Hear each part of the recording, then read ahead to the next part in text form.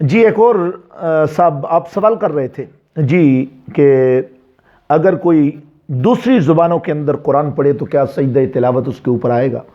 جی محترم، اگر کوئی انگلش کے اندر قرآن پاک کی ٹرانسلیشن یعنی اس کا ترجمہ پڑھ رہا ہے، یا فرانسیسی زبان کے اندر قرآن پاک کا ترجمہ پڑھ رہا ہے، یا دیگر کسی بھی زبان کے اندر قرآن پاک کا ترجمہ پڑھ رہا ہے، تو ہمارے فقہاء نے فتاوی عالمگیری کے اندر آتا ہے صفحہ 133 کے اوپر، یہ جلد نمبر 1 ہے، کہ اگر کسی بھی زبان کے اندر، وہاں فارسی کی انہوں نے اگزامپل دی ہے، یا کسی دوسری زبان کے اندر وہ سجدہ تلاوت کی آیات کا ترجمہ پڑھ رہا ہے اور دوسرا آدمی اس کی سماعت کر رہا ہے، تو امام ابو حنیفہ رحمہ اللہ کے نزدیک دونوں کے اوپر سجدہ تلاوت واجب ہوگا، اور دیگر ائمہ کے نزدیک ان کے اوپر یہ سجدہ تلاوت کرنا سنت ہوگا، کیونکہ وہ اس کو سنت قرار دیتے ہیں 3 ائمہ، امام مالک رحمہ اللہ، امام شافعی رحمہ اللہ، اور امام احمد بن حنبل رحمہ اللہ، وہ تینوں سجدہ تلاوت کو سنت قرار دیتے ہیں، اور امام ابو حنیفہ امام اعظم جن کو کہا جاتا ہے، جن کو تابعیت کا شرف حاصل ہے، آپ فرماتے ہیں یہ سجدہ تلاوت کسی بھی زبان کی ٹرانسلیشن کے اندر قرآن کی تلاوت کر رہا ہے تو اس کے اوپر یہ سجدہ تلاوت کرنا واجب ہوگا، اور جو اس کو سن رہا ہے اس کے اوپر اس کا سجدہ کرنا بھی واجب ہوگا۔ اگر امام شافعی رحمہ اللہ کو دیکھیں تو وہ بھی یہی نظریہ رکھتے ہیں کہ اس کے اوپر یہ سجدہ تلاوت کرنا جو بالقصد سن رہا ہے یا بلا قصد سن رہا ہے، قاری پڑھ رہا ہے تو اس کے اوپر سجدہ تلاوت کی تلاوت سننا اور اس کی ٹرانسلیشن کو پڑھتے ہوئے سجدہ تلاوت کرنا جو ہے اس کے اوپر لازم آتا ہے، اس کو نوٹ کیجئے گا۔ اور دوسری بات ایک اور بھی آپ کے گوش گزار کر دوں، امام مالک رحمہ اللہ اور امام احمد بن حنبل رحمہ اللہ کے نزدیک اگر کوئی شخص تلاوت کر رہا ہے اس کے اوپر تو سجدہ تلاوت کی آیات سن کر،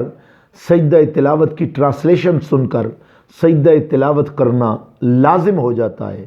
لیکن جو سامعین ہیں ان میں انہوں نے فرق رکھا ہے کہ اگر بالقصد اس کی ٹرانسلیشن کو، اس کی تلاوت کو سن رہے ہیں تو اس صورت میں ان کے اوپر سجدہ تلاوت لازم ہوگا، اور اگر انہوں نے قصد نہیں کیا اور ان کا کوئی ارادہ نہیں ہے سماعت کا،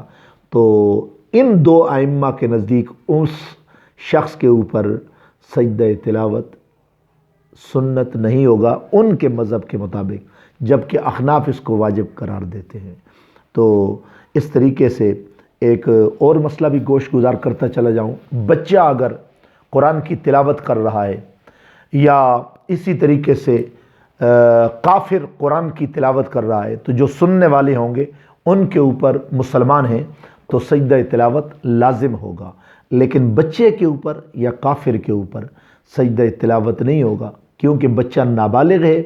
اور کافر جو ہے نا وہ مومن مسلمان اور اس نے کلمہ نہیں پڑھا، لہٰذا اس کے اوپر اس چیز کا اجرا اور اس